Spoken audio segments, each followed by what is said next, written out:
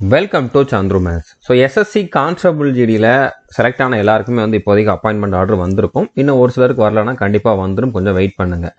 ஏன்னா ரோஜ்கார் மேலாக்கு அட்டன் பண்ண போகிறவங்களுக்கு வந்து எல்லா டிபார்ட்மெண்ட்லேயுமே வந்து அப்பாயின்மெண்ட் ஆர்டர் வந்திருக்கு. அதுக்கப்புறம் ஒரு சில டிபார்ட்மெண்ட்டில் வந்து மெயிலும் அனுப்பிச்சிருக்காங்க.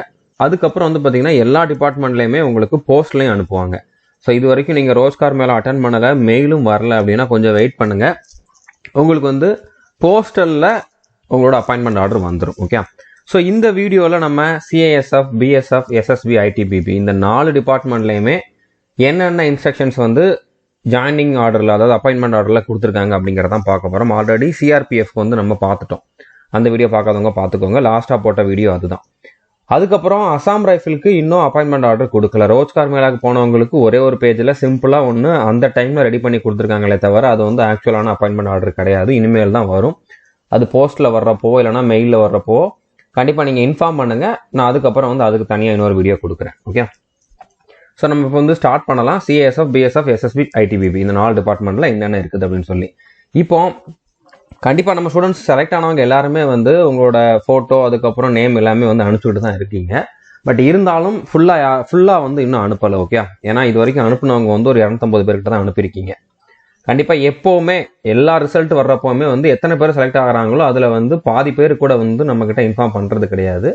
பட் நம்ம இந்த எஸ்எஸ்சி ஜிடிக்கு அதிகமான இம்பார்ட்டன்ஸ் வந்து கொடுத்துருக்கோம். ஸ்டார்டிங்லேருந்து கடைசி வரைக்கும், ஈவன் ஜாயினிங் வரைக்குமே வந்து ஒவ்வொரு இன்ஃபர்மேஷனும் சொல்லிக்கிட்டு தான் இருக்கும். ஸோ ஒரு சிலர் வந்து ஜாயினிங் ஆர்டர் வந்ததுக்கப்புறம் நான் சொல்கிறேன் அப்படிங்கிற மாதிரி நினச்சிருப்பீங்க. அதனால் இது வரைக்கும் நீங்கள் இன்ஃபார்ம் பண்ணலை அப்படின்னா சந்துரு மேத்ஸ் ஆப்பில் சேட்டில் உங்களோட ஃபுல் நேம், அடுத்ததாக பாஸ்போர்ட் சைஸ் ஃபோட்டோ, நீங்கள் எவ்வளோ மார்க் எடுத்திருந்தீங்க, என்ன டிபார்ட்மெண்ட்டில் செலக்ட் ஆகிருக்கீங்க அப்படிங்கிறத சொல்லுங்கள். மார்க் வந்து உங்களுக்கு சொல்லணும்னு விருப்பம் இல்லை அப்படின்னா சொல்ல வேண்டிய அவசியம் இல்லை. பட் மற்ற 3 இன்ஃபர்மேஷனை நீங்கள் வந்து சொல்லுங்கள். ஓகே, கண்டிப்பாக நீங்கள் நம்மளோட யூடியூப் சேனலில் படிச்சிருந்தாலும் சரி, இல்லைனா கோர்ஸில் படிச்சிருந்தாலும் சரி, ஏன்னா யூடியூப்லேயே நம்ம வந்து மேக்ஸிமம் சிலபஸ் வந்து ஃப்ரீயாக கொடுத்துருந்தோம். ஸோ நீங்கள் எதில் ஃபாலோ பண்ணியிருந்தாலும் கண்டிப்பாக மறக்காமல் இன்ஃபார்ம் பண்ணுங்கள். ஏன்னா நீங்கள் வந்து ரிசல்ட் வரும்னு எவ்வளோ ஆர்வமாக வந்து எதிர்பார்த்துக்கிட்டு இருந்தீங்களோ அதே மாதிரி தான் நானுமே வந்து நம்ம ஸ்டூடெண்ட்ஸ் எத்தனை பேர் செலக்ட் ஆக போகிறாங்க அப்படிங்கிற மாதிரி எதிர்பார்த்துக்கிட்டு இருந்தேன். ஒருவேளை ரிசல்ட்டில் நீங்கள் செலக்ட் ஆகிருக்கீங்க, ஆனால் உங்களோட நேமை வந்து லிஸ்ட்டில் கொடுக்காமலோ, நீங்கள் செலக்ட் ஆனீங்கிற இன்ஃபர்மேஷன் உங்களுக்கு சொல்லாமல் இருந்தால் எப்படி இருக்குமோ அதே மாதிரி தான் எனக்கும். என்னோட ஸ்டூடெண்ட் செலக்ட் ஆகிட்டு என்கிட்ட சொல்லலை அப்படின்னா கண்டிப்பாக எனக்கு வந்து அது ஹர்ட் ஆகும். ஓகே, அதனால் புரிஞ்சுக்கோங்க, உங்களுக்கு புரியும்னு நினைக்கிறேன். ஸோ செலக்ட் ஆகிருந்தால் ஒரு இன்ஃபர்மேஷன் மட்டும் நீங்கள் வந்து கொடுத்துருங்க. அடுத்ததாக ரோஜ்கார் மேலே அட்டன் பண்ண போகிறவங்க கண்டிப்பாக வீடியோ நிறைய பேர் எடுத்திருப்பீங்க. அந்த வீடியோ தான் நம்ம சேனலில் இப்போ ரெகுலராக வந்துகிட்டு இருக்குது. ஆல்ரெடி ஒரு 10-12 பேர் வந்து கொடுத்துருக்காங்க வீடியோ. ஸோ உங்களோட வீடியோவை நீங்கள் அனுப்பணும் அப்படின்னு நினச்சிங்கன்னா நீங்கள் இந்த மெயில் ஐடிக்கு அனுப்புங்க. நீங்கள் ரோஜ்கார் மேலே எடுத்த அந்த வீடியோ வந்து இதில் அனுப்புங்க. ஆல்ரெடி ஒரு சிலர் வந்து அவங்களே அதில் பேக்ரவுண்ட் மியூசிக் எல்லாம் வச்சு எடிட் பண்ணியே அனுப்புகிறீங்க.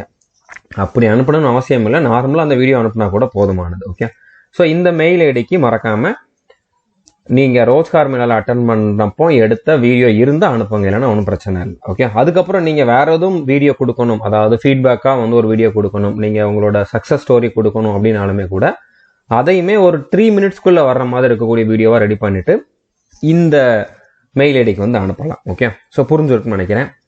இப்போ நம்ம ஸ்டார்ட் பண்ணலாம். அதாவது நான் 4 ஃபோர்ஸுக்கு ஒரே வீடியோவில் சொல்கிறேன் அப்படின்னா அது வந்து கண்டிப்பாக மொத்தத்தையும் நான் சொன்னோம்னா ஒரு 2 மணி நேரத்துக்கிட்ட ஆகும்.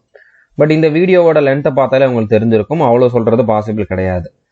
ஏன் இந்த மாதிரி நான் பண்ணுறேன் அப்படின்னா, ஆல்ரெடி நான் லாஸ்ட் இயர் எஸ்எஸ்சி ஜிடியில் ஜாயினிங் லெட்டர் வர்றப்போ அதுக்கு இன்ஸ்ட்ரக்ஷன் வீடியோ கொடுத்துருந்தேன்.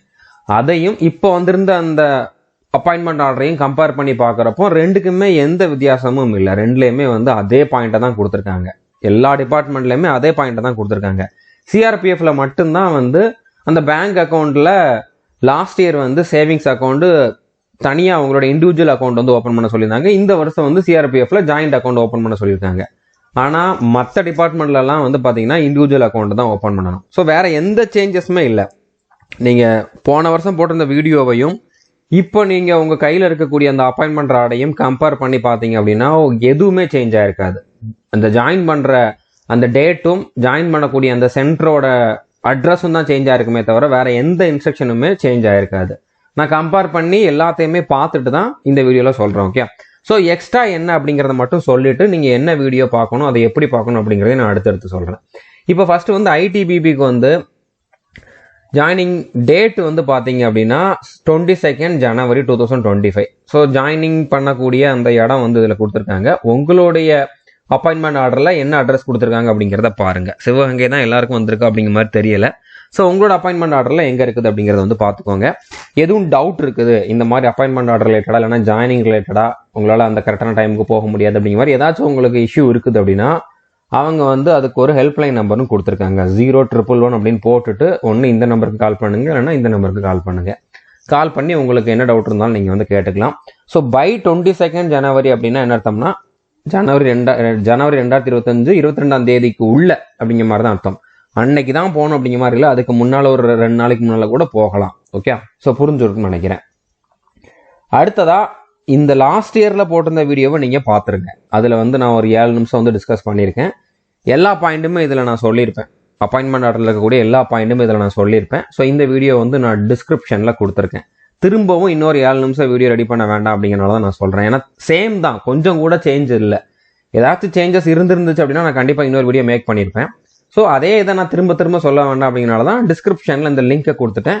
நீங்கள் வந்து பார்த்துக்கோங்க. நீங்கள் ஐடிபிபியில் செலக்ட் ஆயிருந்தீங்கன்னா பார்த்துக்கோங்க. அடுத்ததான் வந்து பிஎஸ்எஃப். ஸோ பிஎஸ்எஃப்லையுமே வந்து அதே தான் கொடுத்துருக்காங்க. ஜாயின் பண்ணுற டேட் வந்து பார்த்தீங்கன்னா உங்களோட அப்பாயின்மெண்ட் ஆர்டரில் என்ன இருக்குதுன்னு பார்த்துக்கோங்க. ஏன்னா ஒவ்வொரு சென்டரில் வேறு டேட்டு கூட இருக்கலாம். 21/1/2025.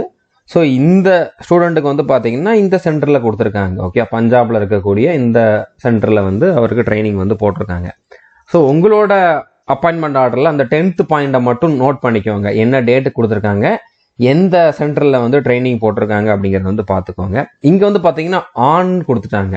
ஸோ ஆன்னா நீங்கள் இந்த டேட்டில் தான் போகணும். பைன்னு கொடுத்துருந்தாங்கன்னா இதுக்குள்ள இந்த டேட்டுக்குள்ள எப்போனாலும் வரலாம் அப்படிங்கிற மாதிரி அர்த்தம்.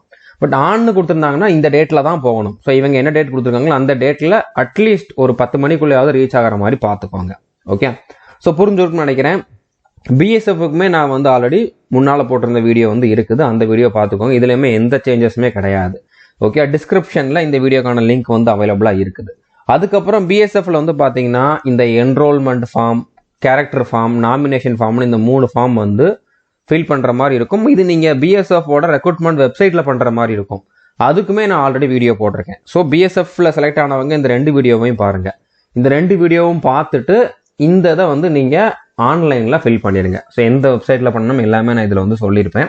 ஒருவேளை இப்போ ஓப்பன் ஆகலைன்னா கொஞ்சம் வெயிட் பண்ணுங்க. ஏன்னா லாஸ்ட் இயரில் வந்து பார்த்தீங்கன்னா அப்பாயின்மெண்ட் ஆர்டர் வந்து கொஞ்ச நாளுக்கு அப்புறம் தான் இந்த ஃபார்ம் எல்லாம் ஓப்பன் பண்ணாங்க. ஸோ இப்போவுமே வந்து ஓப்பன் ஆகுதா இல்லையான்னு செக் பண்ணி பாருங்க. ஓப்பன் ஆகலைன்னா ஒரு 4 நாள் 5 நாளுக்கு அப்புறம் திரும்ப ஓப்பன் பண்ணி பாருங்க.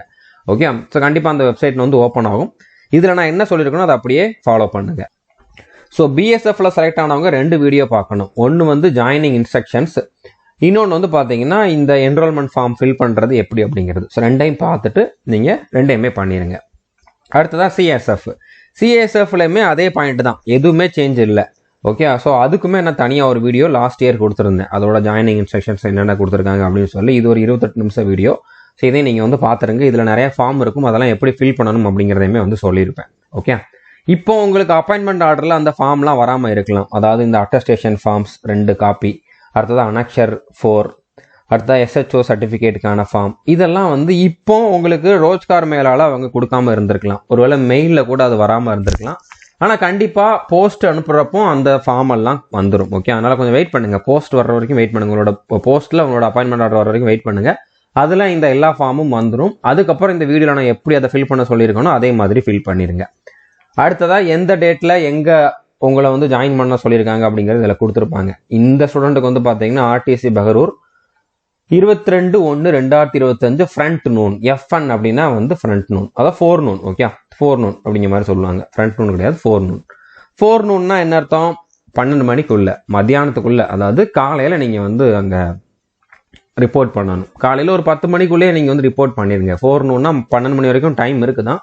பட் நீங்கள் வந்து காலையிலேயே வந்து ரிப்போர்ட் பண்ணிடுங்க. ஆன் தான் கொடுத்துருக்காங்க. அந்த டேட்டில் தான். நீங்கள் ஒரு நாள் முன்னால் போனாலாம் உள்ள அலோவ் பண்ண மாட்டாங்க.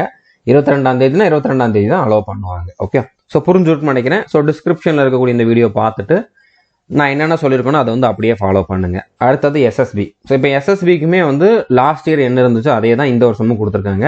இந்த வீடியோ வந்து பார்த்துருங்க. டிஸ்கிரிப்ஷனில் அதுக்குமே நான் தனியாக வீடியோ கொடுத்துருக்கேன். ஒவ்வொன்றுக்குமே நேமோட கொடுத்துருப்பேன். SSB joining instructions, CSF joining instruction, BSF joining instruction, enrolment form அப்படின்னு சொல்லி 2 வீடியோ கொடுத்துருப்பேன்.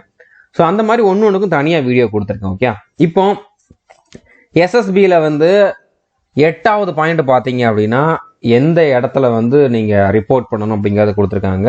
ஆன் 21/1/2025 தான். மேக்ஸிமம் எல்லா சென்டர்லையுமே வந்து எல்லா ஃபோர்ஸ்லையுமே வந்து 21ஆம் தேதி தான் ட்ரைனிங் ஸ்டார்ட் ஆகுது. ஸோ ஆன் அப்படின்னா என்ன அர்த்தம், அன்னைக்கு தான் நீங்கள் போகணும். ஓகே, ஸோ அது வந்து எந்த சென்டர் அப்படிங்கிறது நீங்கள் செக் பண்ணிக்கோங்க. உங்களுக்கு எந்த சென்டரில் எந்த டேட் கொடுத்துருக்காங்க அப்படிங்கிறத வந்து பார்த்துக்கோங்க. ஸோ இதுலேயுமே வந்து பார்த்தீங்கன்னா அந்த வெரிஃபிகேஷன் ரோல்னு சொல்லி ஒரு ஃபார்ம் இருக்கும். அது இப்போதைக்கு நிறைய பேருக்கு வந்திருக்காது. பட் போஸ்ட்டில் அப்பாயின்மெண்ட் ஆர்டர் வர்றப்போ அதுவும் வந்துடும்.